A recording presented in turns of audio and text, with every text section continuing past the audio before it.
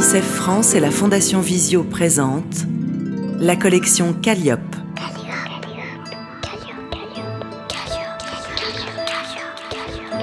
Des livres pour tous les enfants, y compris aveugles ou malvoyants. Chut, écoute. Un futur pour elle. Texte, Plan International France. Illustration, Adolidé. Larousse Jeunesse Édition.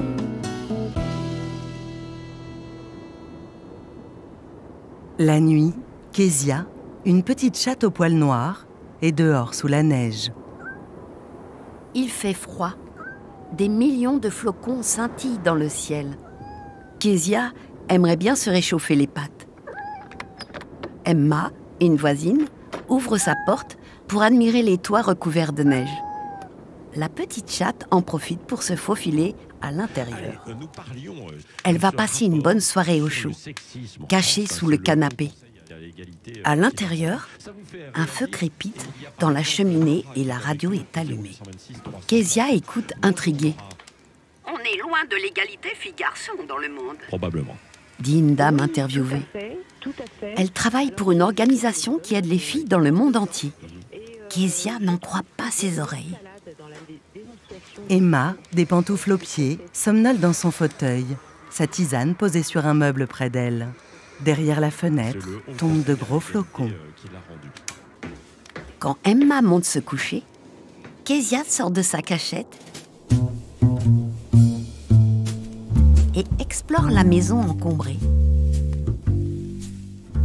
Tiens, qu'y a-t-il dans ce coffret dissimulé sous le fauteuil? Intriguée, elle l'ouvre, les moustaches frémissantes de curiosité. Le grand coffret a des yeux, un nez et une bouche. Il est joliment décoré d'étoiles et de croissants de lune. À l'intérieur, un parchemin se déroule, accompagné d'un stylo plume et d'une enveloppe. Bravo, Kezia! S'exclame le coffret. Tu as découvert le coffre des vœux. Que souhaites-tu au plus profond de ton cœur? Ne plus jamais avoir froid, ne plus jamais avoir faim, ne plus jamais avoir peur. Prends ce stylo et écris ton vœu sur ce parchemin. Kezia pense à ce qu'elle vient d'entendre à la radio. Je veux écrire la déclaration des droits des filles. Je savais que tu ferais bon usage de mon encre, dit le stylo en souriant. Et quel serait le premier article de ta déclaration? Les filles et les garçons doivent être égaux. Voilà, c'est noté. Quoi encore? Kezia réfléchit. Tourne en rond, mais ne trouve rien d'autre à écrire. Je n'en sais rien. Qui pourrait me dire ce dont les filles ont besoin? Le parchemin répond. Qui d'autre que les filles elles-mêmes pourrait t'éclairer? Je crois, Kezia, que tu as raison de voir du pays. Voilà des timbres magiques. Des jeunes filles et des paysages venant de plein de pays différents sont représentés sur les timbres magiques. Une pyramide sous un ciel étoilé, des petites maisons sous un soleil de plomb, une fille qui fait du surf, une autre perchée sur un rocher au bord de la mer. Et si tu allais à leur rencontre aux quatre coins du monde? Première escale, le Bénin. Bonjour, dit Kezia. Où sommes-nous? Bonjour, je m'appelle Ayo. Je vis au Bénin, en Afrique de l'Ouest. J'ai 4 frères et sœurs. Mes parents pensent que cela ne sert à rien pour une fille d'aller à l'école et que c'est plus important pour le village que je m'occupe d'aller chercher de l'eau. Alors, comment aller à l'école quand je dois marcher de nombreuses heures par jour pour aller chercher de l'eau potable, indispensable à notre survie? Pourtant, j'adorerais apprendre. Ayo est une jeune fille aux grands yeux noirs et à la peau cuivrée par le soleil. Elle porte un vêtement traditionnel africain, un boubou, une longue tunique colorée et un foulard assorti sur ses cheveux. Kezia observe Ayo dans son village, qui dit au revoir de la main à ses frères en route pour l'école. En plus d'aller chercher de l'eau, Ayo passe le balai, fait la cuisine et étend le linge.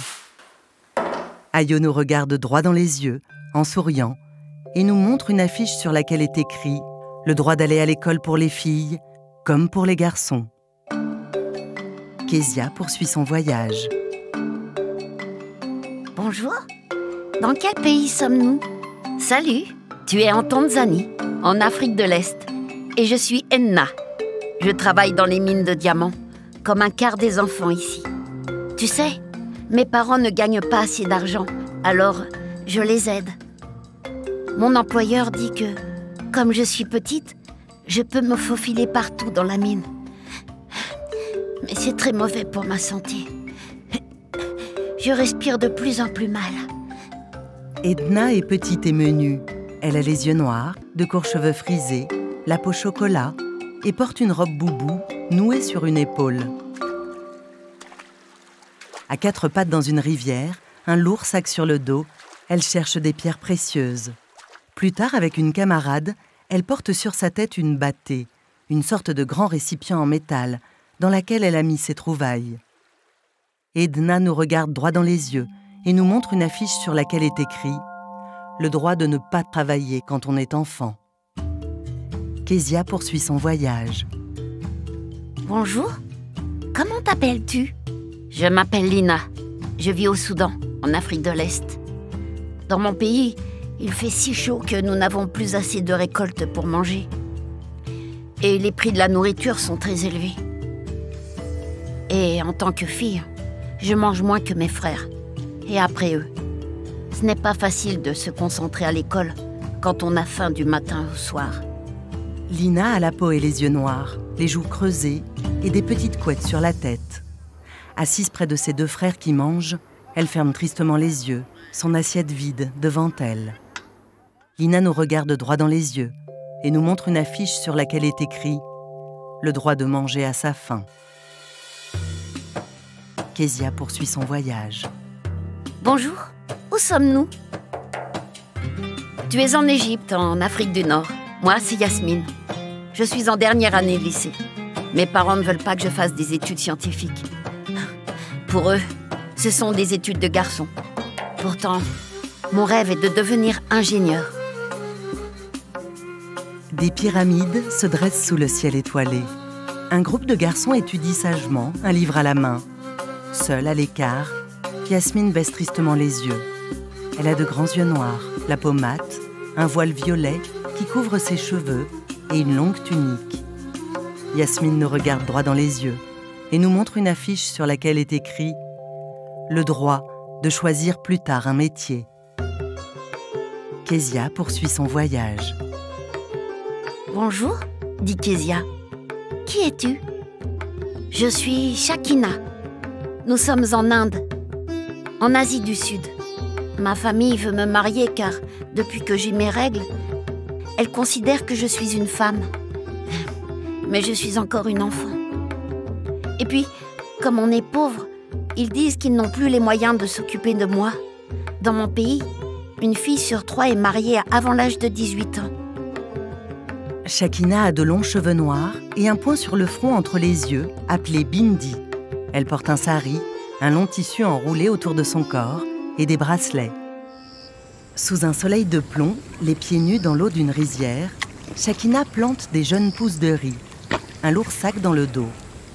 Près de grands palmiers, des femmes portent de lourdes cruches d'eau sur leur tête et leur bébé contre elles, emmailloté dans un tissu. Une très jeune mariée, vêtue d'une longue robe, parée de bijoux et la main tatouée au henné, baisse tristement les yeux.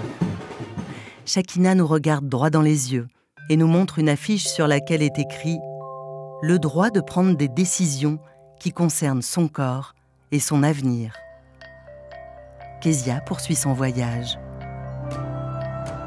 Bonjour, où sommes-nous? Nous sommes en Indonésie, en Asie du Sud-Est.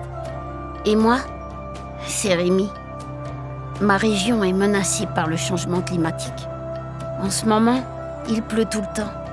À cause des inondations, j'ai dû quitter ma maison et je vis dans un refuge temporaire.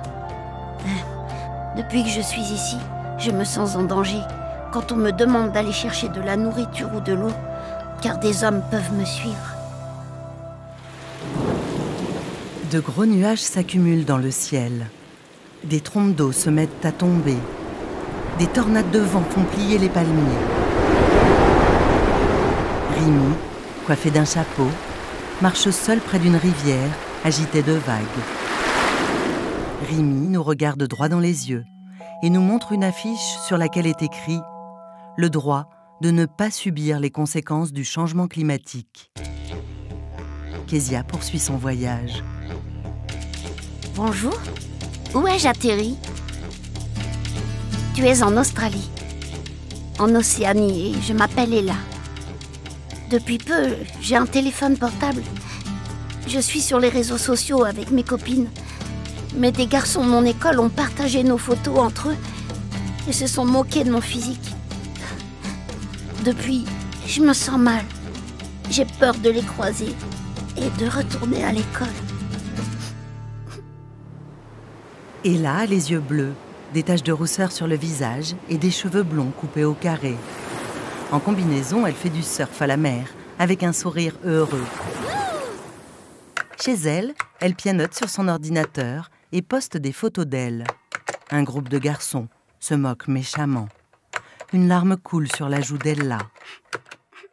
Ella nous regarde droit dans les yeux et nous montre une affiche sur laquelle est écrit « Le droit d'être protégé du harcèlement en ligne ». Kezia poursuit son voyage. Bonjour, où suis-je à présent? Bonjour, je suis Bélène et nous sommes en Bolivie, en Amérique du Sud. J'ai plein d'idées pour mon pays, mais je ne suis pas écoutée. Je voulais être responsable du comité des jeunes de ma ville, mais les garçons ne m'ont pas prise au sérieux. Cela ne m'a pas découragée. Un jour, je serai députée. Bélène a de longs cheveux noués en tresse, de jolis yeux noirs en amande et des petites boucles d'oreilles. Elle parle haut et fort pour se faire entendre et brandit le poing avec détermination. Mais des garçons la montrent du doigt en se moquant. Bélène nous regarde droit dans les yeux et nous montre une affiche sur laquelle est écrit « Le droit de s'exprimer et de s'engager librement ». Plus qu'un timbre, prévient le parchemin. Que fait-on? Il est temps de rentrer en France, décide Kezia. Chez nous aussi, on doit faire respecter les droits des filles. Nous verrons bien ce qu'elles nous disent. Où vont toutes ces filles qui marchent dans la rue en chantant? Demande Kezia.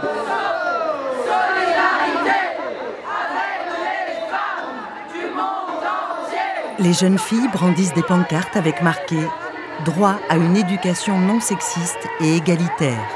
Ensemble, égalité ». On marche pour défendre nos droits. Aujourd'hui, c'est le 11 octobre, journée internationale des droits des filles. Explique une femme en montrant le signe égalité sur sa joue. Mais je reconnais cette voix, s'exclame Kezia en se joignant au groupe.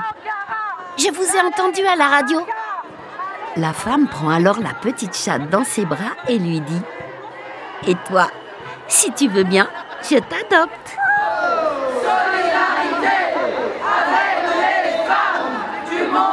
Le livre se termine par des textes sur les droits des filles, illustrés de photos. Aller à l'école. 118,5 millions de filles ne sont pas scolarisées dans le monde, d'après l'UNICEF, le Fonds des Nations Unies pour l'enfance. Manger à sa faim. 70% des personnes souffrant de la faim sont des femmes et des filles. La photo qui accompagne cette information montre l'ONG Plan International au Vietnam qui distribue des denrées de première nécessité comme du poisson séché ou du lait. Être protégé du harcèlement en ligne. Dans le monde, plus de la moitié des filles de 15 à 25 ans ont déjà été victimes de harcèlement ou d'insultes sur les réseaux sociaux. S'exprimer et s'engager librement. Plus de 9 filles sur 10 dans le monde considèrent que leur participation politique est entravée. Une audiodescription écrite et interprétée par Dune Cherville, avec la voix de Brigitte Lecordier. Création sonore, Christophe Touzalin. Pour la Fondation Visio, qui vient en aide aux enfants et adultes déficients visuels.